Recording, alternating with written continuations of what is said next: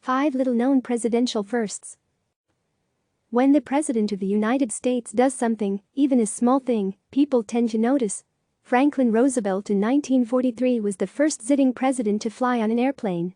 And, while Barack Obama is best known for becoming the country's first African-American president, in 2014, he also became the first commander-in-chief to write a line of computer code, typing moveForward 100. Here are 5 other presidential firsts. See if you know them. First to travel out of the country during office, maybe a cross-Atlantic journey by President John Adams or George Washington. A train ride up to Canada by Andrew Jackson or Ulysses S. Grant in the 19th century. Nope. It wasn't until the turn of the 20th century that any American president set foot outside the United States during office. In 1906, Theodore Roosevelt boarded the USS Louisiana and steamed to Panama to inspect construction of the Panama Canal. Fast forward 111 years, when President Donald Trump visited more than a dozen countries during his first year in office. First to be president and vice president without being elected. Plenty of American vice presidents got the top job after a president's death or resignation, but how many became vice president and president without earning a single vote at the ballot box? When Vice President Spiro Agnew resigned in a tax evasion scandal in 1973, President Richard Nixon appointed Representative Gerald Ford, R. Michigan, as Agnew's replacement. A year later, under political pressure by the Watergate scandal, Nixon resigned, making Ford the only commander-in-chief ever to be president and vice president without ever being elected to office. Ford lost his bid to remain in the White House to Jimmy Carter in 1976. First to be born a U.S. citizen, there's been so much buzz in recent years around the American presidency and where a candidate or his parents were born that it spawned the term birther movement. Early American presidents had no choice but to be born as foreign citizens. The United States wasn't yet a country when they were born.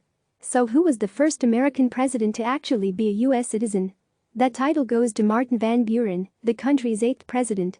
Born in Kinderhook, New York, on December 5, 1782, Van Buren rose to become a New York governor, U.S. Secretary of State and Vice President before his election to the White House.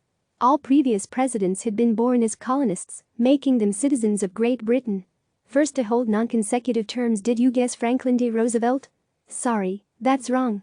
While FDR is the only U.S. president to serve more than 2 presidential terms, something that's no longer allowed, thanks to the 22nd Amendment, he served all 4 of his terms back-to-back.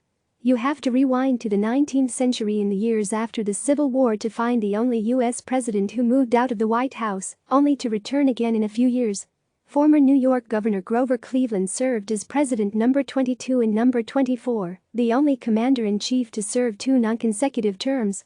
First to hold regular news conferences commanding the airwaves of major television networks is still a powerful way for a POTUS to share important messages with the American people, yet the presidential news conference actually started decades before TVs became a household item in the 1950s and 1960s. In March 1913, Woodrow Wilson became the first U.S. leader to hold a presidential news conference. But make no mistake, these were not the freewheeling, non-scripted live question and answer sessions that we are accustomed to today. Wilson and the next 5 U.S. presidents held off-the-record news conferences, meaning they could amend anything they said to the media. And they certainly weren't broadcast live, even over the radio.